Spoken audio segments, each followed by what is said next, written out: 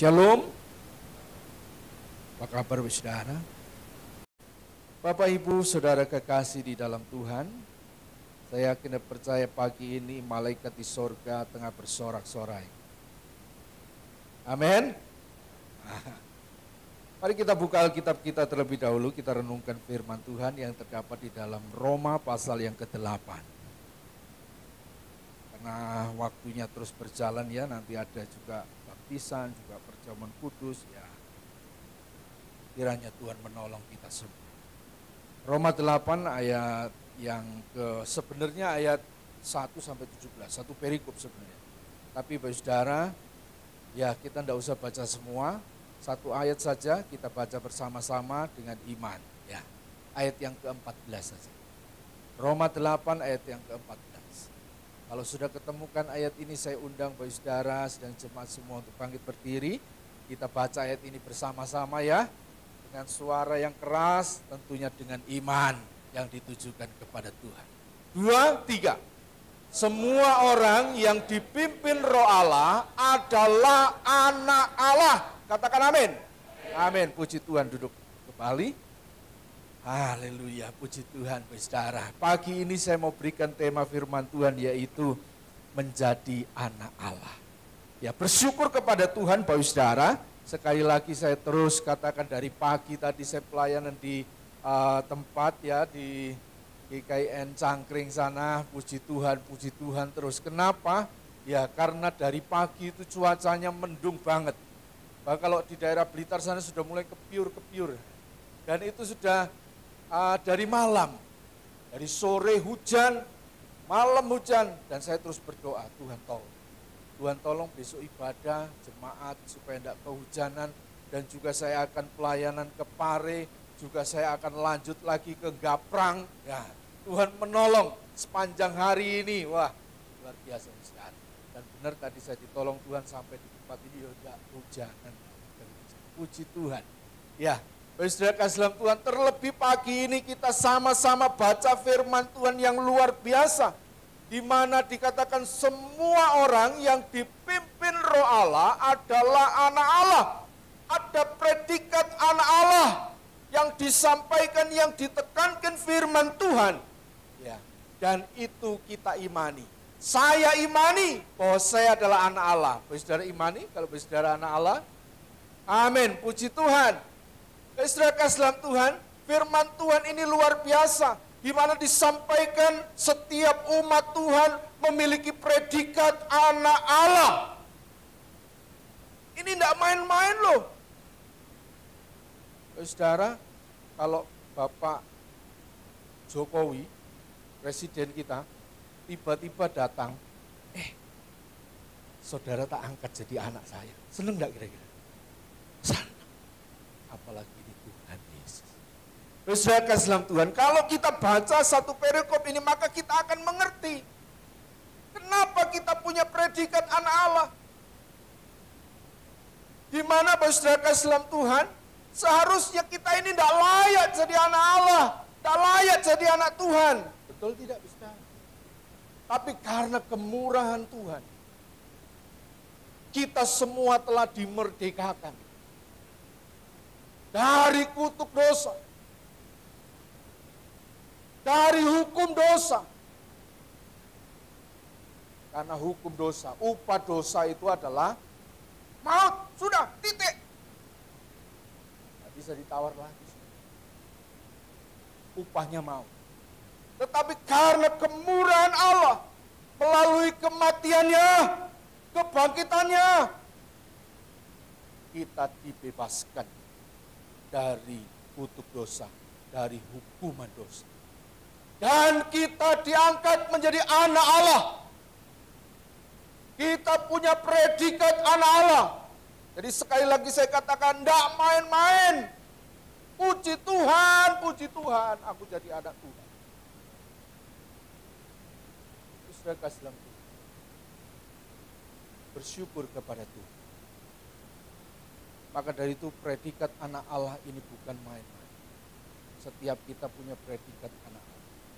Maka dari itu firman Tuhan mengajarkan kepada kita, setiap kita yang punya predikat anak Allah, Hidup harus dipimpin oleh Roh Allah. Amin.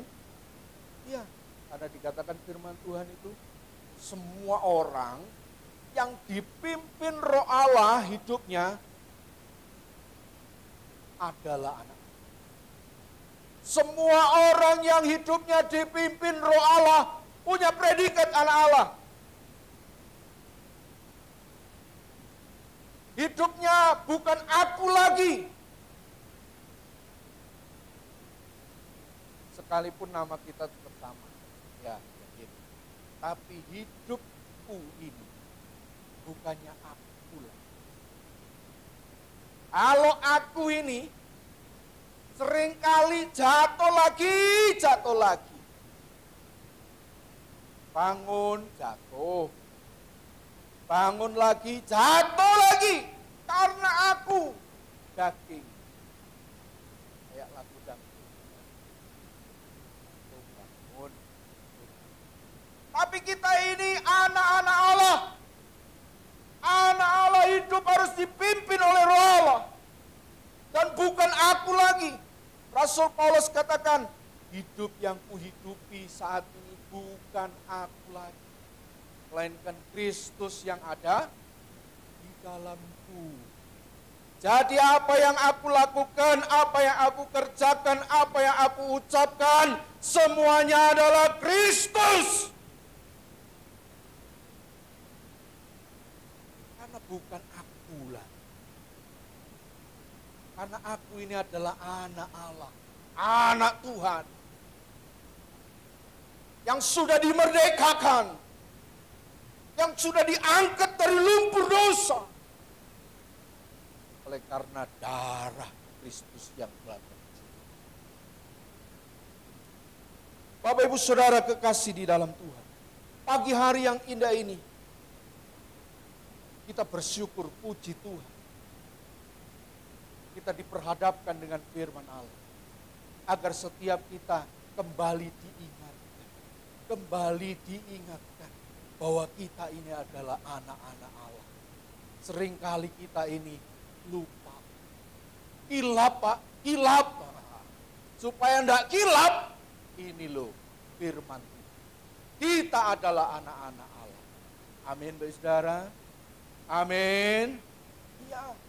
Maka dari itu kita renungkan sebagai anak-anak Allah. Hidup harus dipimpin oleh Roh Allah. Kita renungkan firman Tuhan pagi ini. Di mana kita disebut sebagai anak Allah. Predikat anak Allah. Apa yang harus kita lakukan dalam kehidupan? Apa yang harus kita kerjakan dalam kehidupan kita sebagai anak-anak Allah?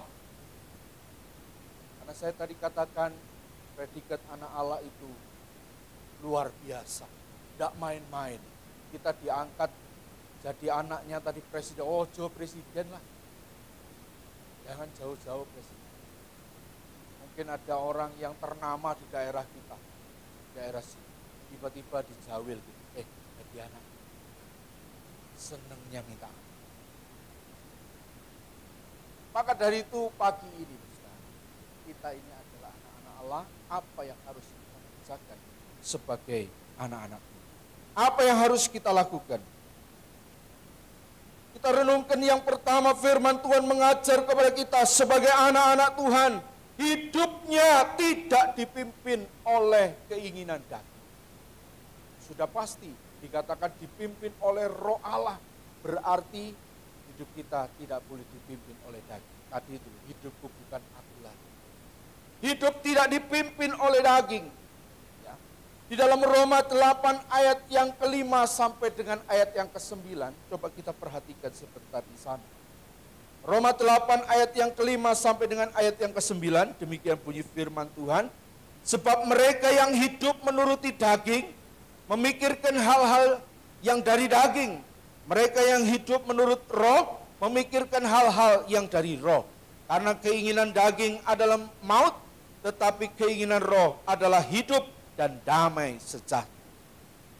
Sebab keinginan daging adalah perseteruan terhadap Allah.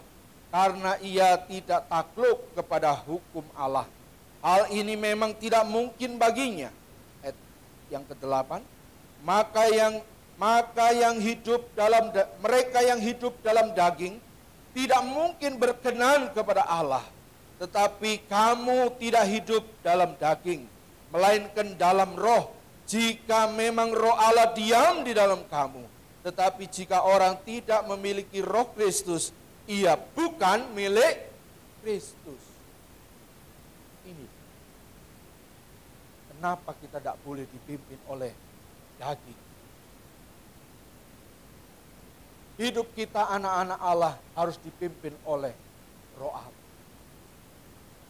Kalau saya garis bawahi dari ayat 5 sampai dengan ayat yang ke-9 ini, kalau hidup kita dipimpin oleh daging, yang pertama, pikiran kita dikuasai oleh daging. Pikiran kita ini dikuasai oleh daging. Jadi baru bangun tidur langsung pikirannya dikuasai oleh daging. Apa yang enak, apa yang nyaman, apa yang untung, apa yang aku mau, semua. Dan seringkali itu membawa kepada hal-hal dosa. Semua. Kalau hidup kita dipimpin oleh daging, pikiran kita dikuasai oleh daging. Kemudian ayat yang ke-6 saya garis bawahi, kalau hidup kita dipimpin oleh daging, dikatakan apa? Maut. Kalau hidup kita dipimpin oleh daging, itu tadi saya katakan, kita akan dibawa kepada perkara-perkara dosa. Dan upah dosa itu maut. Di ayat 6 saya garis bawahi di situ maut, keinginan daging itu maut. Kemudian ayat berikutnya juga saya garis bawahi di ayat yang ke-7. Orang yang hidupnya dipimpin oleh daging, dikatakan di situ berseteru dengan Allah. Setiap kita yang dipimpin oleh daging itu berseteru dengan Allah.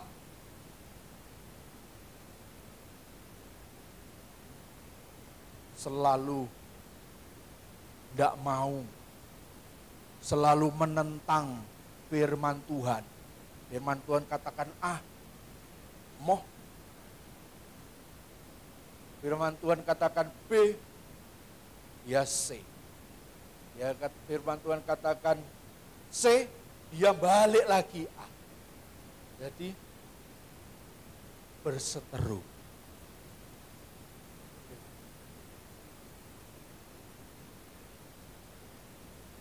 Kemudian dikatakan firman Tuhan, orang yang dipimpin oleh daging, di ayat yang ke-8 apa? Tidak berkenan kepada Allah. Tidak berkenan kepada Allah. Kalau saya renung-renungkan, hidup kita manusia itu sebenarnya kan hanya untuk mencari perkenanan Allah. Selama kita hidup di muka bumi ini, hidup kita ini sebenarnya hanya untuk mencari perkenanan Allah. Tetapi kalau kita hidup menurut pimpinan daging, maka firman Tuhan katakan apa? Kita tidak berkenan kepada Allah. Gak berkenan. Nah, kalau sudah gak berkenan kepada Allah, ya sudah. Finish, selesai. Percuma. Susah payah, ya kan? Firman Tuhan katakan di ayat yang lain, bangun pagi dan lain sebagainya, melakukan segala sesuatunya. Kalau hidupmu dipimpin oleh daging, percuma. Bapak Ibu Saudara kasih Tuhan, di ayat 9 juga, ketika hidup kita dipimpin oleh daging, dikatakan apa? Bukan milik Kristus. Ia bukan milik Kristus. Kalau hidup kita dipimpin oleh daging, maka kita bukan punyanya Kristus. Bukan anak Tuhan, bukan anak Allah. Jadi tadi disinggung, kalau ada seorang oknum P itu, FS itu anak Tuhan, Kristen, duduk. Setuju Pak Bisa? Setuju? Iya. Oh, enggak ada di kriteria itu, enggak ada. Di kriteria Alkitab yang sedang kita pelajari pagi. Bukan milik Kristus. Karena hidupnya dipimpin oleh daging. Setiap kita anak-anak Tuhan yang punya predikat anak Allah.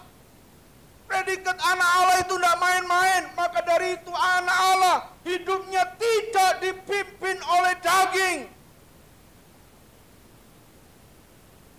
Jadi tadi bilang pimpin oleh daging. Pimpin oleh daging itu bagaimana? Mari kita lihat di dalam Galatia itu ya. Galatia 5. Galatia 5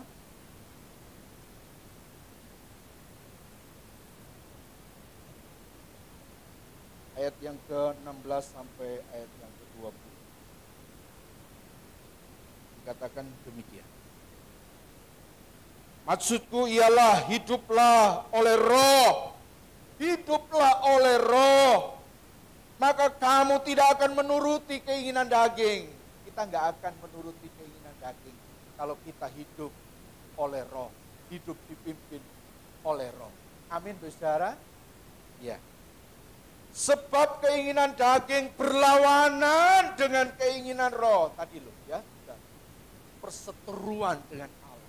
Berlawanan dengan keinginan roh. Dan keinginan roh berlawanan dengan keinginan daging.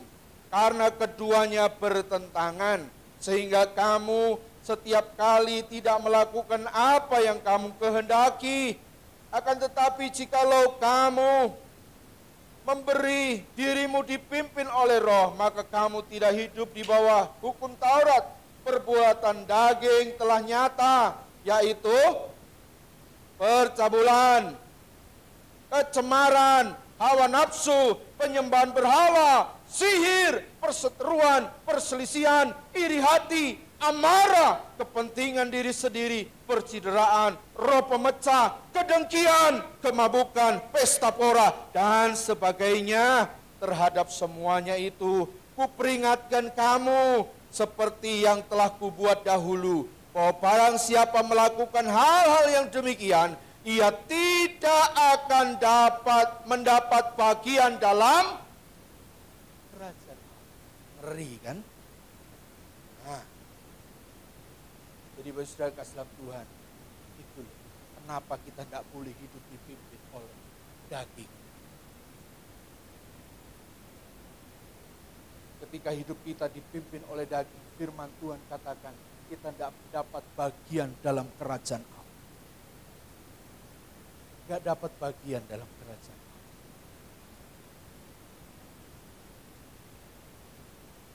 Perbuatan daging itu apa? Ya, tadi itu sudah dibaca satu-satu. Saudara renungkan ayat ini. Kalau cuma dibaca, berapa detik saja selesai. Tapi kalau direnungkan, diresapi, luar biasa. Di firman Tuhan itu untuk direnungkan, diresapi, terus dilakukan. Amin. Bukan cuma untuk dilewati. Bukan cuma untuk aku tahu. Tapi firman Tuhan itu untuk direnungkan, diresapi, dilakukan. Anak-anak Allah, predikat anak Allah. Hidupnya tidak dipimpin oleh daging. Tidak dipimpin oleh daging, perbuatan daging tadi itu sudah. Jadi hal-hal tersebut jangan. Gak dapat bagian dalam kerajaan Allah. Itu yang pertama, Bu Saudara. Yang berikutnya, anak-anak Allah hidupnya harus menjadi saksi Tuhan. Predikat anak Allah, kita semua menyandang predikat anak Allah. Anak Allah hidupnya harus menjadi saksi Tuhan. Yang setuju katakan amin. Oh haleluya. Hidupnya menjadi saksi. Untuk menjadi saksi Tuhan, Tidak harus hafal dari Kejadian sampai Wahyu Alkitab ini. Kalau hafal, puji Tuhan. Maka dari itu, mulai saat ini, baca Alkitab. Komitmen.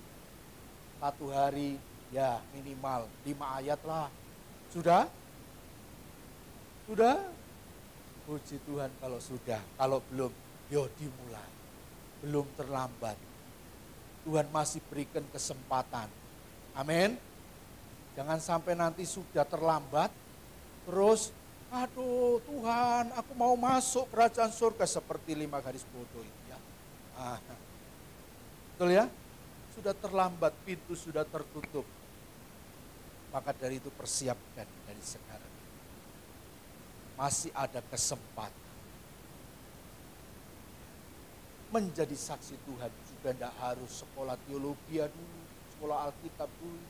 Ya kalau mau sekolah Alkitab, puji Tuhan. Puji Tuhan, anak-anak muda, ada yang mau sekolah Alkitab, ada yang mau sekolah teologi, ya nanti saya kasih rekom. Rekom saja tidak apa-apa, ya bagus. Ya, puji Tuhan. Itu siapa saja yang mau berangkat sekolah Alkitab, tak rekom, tak doa. Ya. Nah, jadi untuk menjadi saksi Tuhan, kita harus mengalami sesuatu yang dahsyat dulu.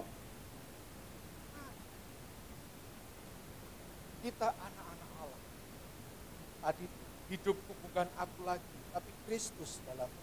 Kalau Kristus dalamku, maka itu tercermin keluar dari hidup kita. Amin. Ya. Setiap perkataan kita mencerminkan karakter Kristus. Perkataan yang tidak menyakitkan orang. Perkataan yang tidak mematahkan semangat orang. Perkataan yang tidak menyakitkan hati seseorang. Ya. Melainkan perkataan-perkataan yang membangun. Perkataan-perkataan yang mempersatukan, menguatkan satu dengan lain. Melalui tindakan hidup, perbuatan, apapun itu aspek hidup kita, mencerminkan karakter Kristus. Karena Kristus ada dalamku. Hidup kita dipimpin oleh Roh Allah. Kalau hidup kita dipimpin oleh Roh Allah, maka ada buah-buah roh yang keluar dari hidup kita. Amin. Iya. Kalau hidup kita dipimpin oleh daging, maka yang keluar dari hidup kita adalah buah-buah daging. Buah daging tadi apa? Itu loh.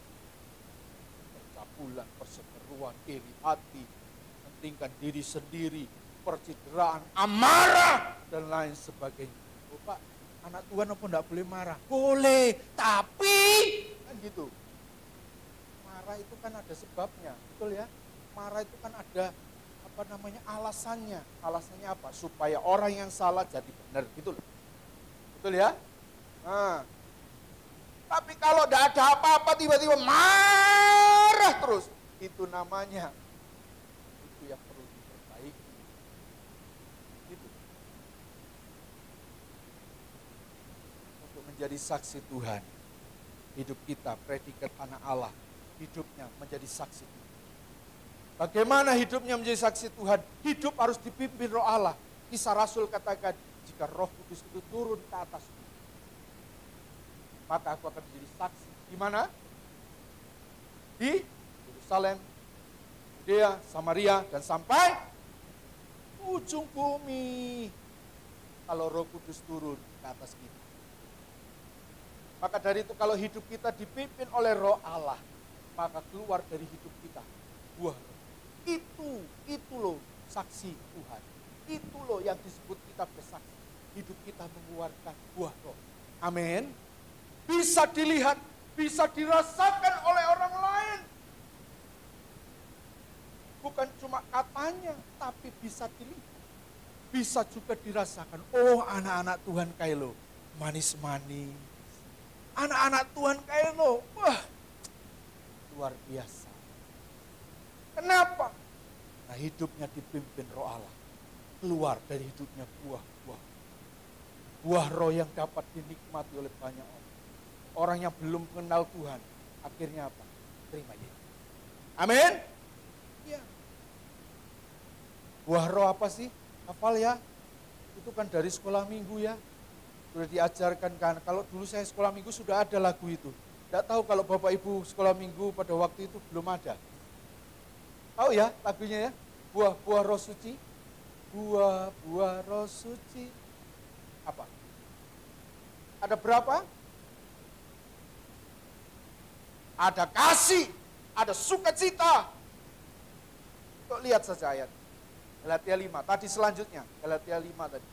Ayat 22 sampai 23. Nah, 22.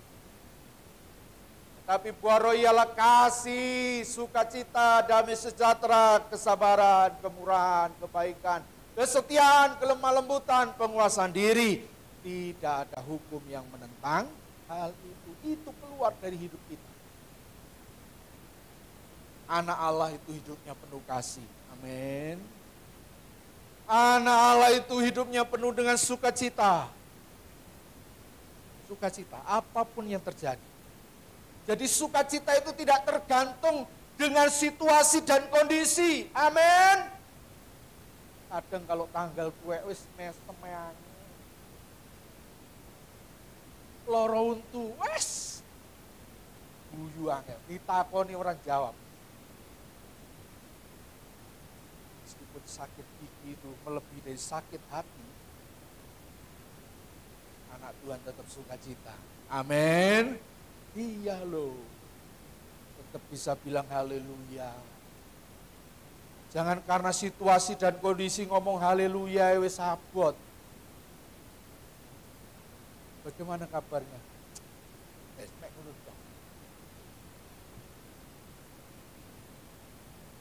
Jadi bagi saudara kasih dalam Tuhan, anak Tuhan, anak Allah dapat menjadi saksi. Hidupnya menjadi saksi Tuhan. Karena hidupnya dipimpin oleh Roh Allah, maka yang keluar dari hidupnya adalah buah roh. Saksi Tuhan di mana-mana. Orang lain dapat melihat, merasakan betapa manisnya, betapa luar biasanya Tuhan Yesus. Haleluya, puji Tuhan. Yang terakhir, menjadi anak Allah, predikat anak Allah dalam hidup kita. Puji Tuhan sekali lagi. Kenapa? Anak Allah itu menjadi ahli waris. Kalau sudah ngomong ahli waris, tahu ya ahli waris ya? Orang yang berhak menerima warisan. Betul ya? Betul? Ya. Yaitu anak Allah. Anak Allah adalah ahli waris. Siapa anak Allah itu? Saya. Kita. Bapak Ibu Saudara dan saya. Kita menjadi ahli waris. Senang semua kalau kita jadi ahli waris. Apalagi kalau kita sebagai anak punya orang tua, bapak sugih, punya tanah berhektar-hektar, rumah mewah, mobil mewah, di mana-mana, wah senangnya minta ampun. Betul ya? Betul? Ada yang tidak senang? Ini gini loh, Pak, itu enggak tenanan ya kan? Ya sama, saya juga tidak punya warisan dari orang tua ya. Tapi bersyukur kita punya Bapa di surga yang maha kaya. Amin.